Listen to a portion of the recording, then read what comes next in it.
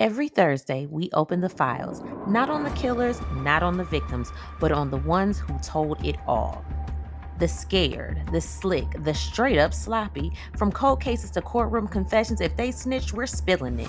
This is the Snitch Files, a weekly dive into true crime's biggest talkers, one name, one story, every Thursday. And if you know a snitch that deserves a moment, send them in. Any case, anytime. If they flipped, we're listening. Because loose lips make great content. Welcome to the Snitch Files, only on Melanin Mysteries. All right, cousins, gather around, gather around. This week's snitch of the week is a man who lived 9 different lives: street dude, hustler, addict, businessman, kingpin, federal defendant, a federal witness, then disappeared like a hit of a hard reset on the PlayStation. We talk about Leroy Nicky Barnes, Mr. Untouchable, until the feds touch his ass back. So look. See, Nicky didn't pop up out of nowhere. See, this man was born October 13th, 1933, right in Harlem, back when Harlem was jumping, with jazz clubs, policy records, and more hustle than oxygen, right? Nicky grew up in Sugar Hill, which was in the suburbs, but it damn sure had the streets in arm's reach. His daddy, a loud, alcoholic, abusive type, the kind who, fought the whole house, not just the bottle. His mama held it down but couldn't keep the chaos out. So look, by the time Nicky hit his teens, he was already skipping school, running these streets, trying to find a lane and building that ego he will be known for later. So look, by the early 1950s, he was deep into petty crime, right? The warm up route. Now, here's the plot twist, right? Before he became a drug kingpin, Nicky was actually addicted to the heroin himself, the dog food, y'all. The same product he later built an empire on. Yes, he was strung out first. He hit rock bottom, detox in jail, and made a decision. If I'm going to do this, I'm going to be the boss, not the customer. Hats off to that jive ass turkey. That tells you how his mind worked. Always business first, morals dead last. So look, once he got clean, Nicky linked with some heavy hitters in Harlem, started learning the trade, the pipeline, the supply chain, and baby, look, he took notes like he was studying for the bar exam. He had discipline, intelligence, a cold demeanor, zero conscience, and an ego that could barely fit in a Cadillac. And he had hoes. A lot of hoes, man, in different area codes. Now, by the late 1960s, Nicky Barnes was in the street dealer. This man was a corporate boss in the drug game, right? He helped create the Council, a group of powerful black drug traffickers who basically ran Harlem like a boardroom. You know what I'm saying? I'm talking about they had the rules, meetings, money splits like the mafia, but with Afro shade. Nicky was the face of Harlem's on the world. Tailor suits, clean walk, the whole attitude like he was diplomatic immunity.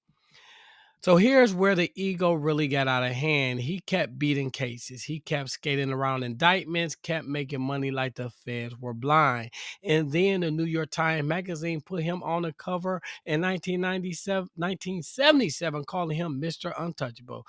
Damn, that same thing the old dude when that nigga wore that goddamn mink hat to the Frank Lucas. Good lord, the man head inflated to NBA basketball size. After the cover dropped, he walked around Harlem like he was the mayor. But guess who hated that cover? Guess who? The federal government.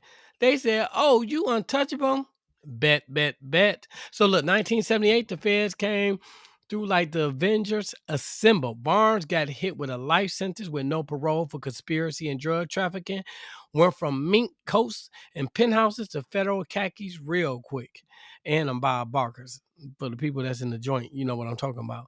And you think the story ended there, but oh no.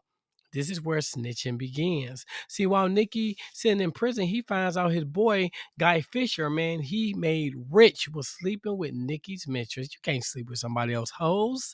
That's a nose, right?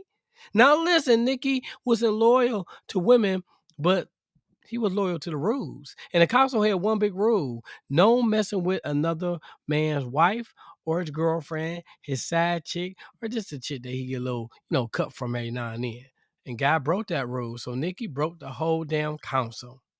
Let me be clear, Nicky Barnes didn't just snitch, he franchised snitching, right? He cooperated so hard the feds probably needed a nap afterwards.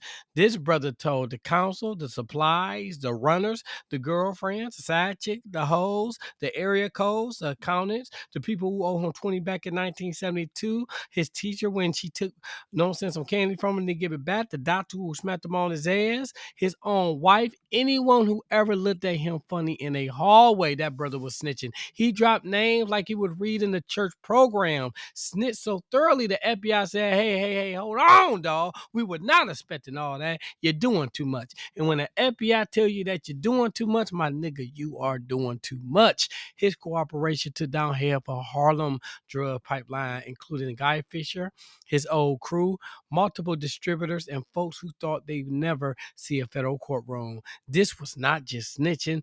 This was a group project he forced everybody into. The government did reward him, though, right? They gave this nigga a new identity, a new face, glasses, haircut, trim mustache, moved to a secret location, got a regular job, and lived quietly. He died in 2012, but the world didn't find out until years later. The Fed said, let that man rest. Y'all ain't about to spin the block. Because Nicky Barnes went from kingpin to karaoke rap. Snitched out of pettiness. He was mad about them hoes. Destroyed the empire he built, took down people for violating his feelings, and is one of the most dominant black informants in U.S. history. This ain't that speculation. This ain't rumor. This is public record snitching at professional grade. Nicky Barnes, Mr. Untouchable, Mr. Untrustable. There you go.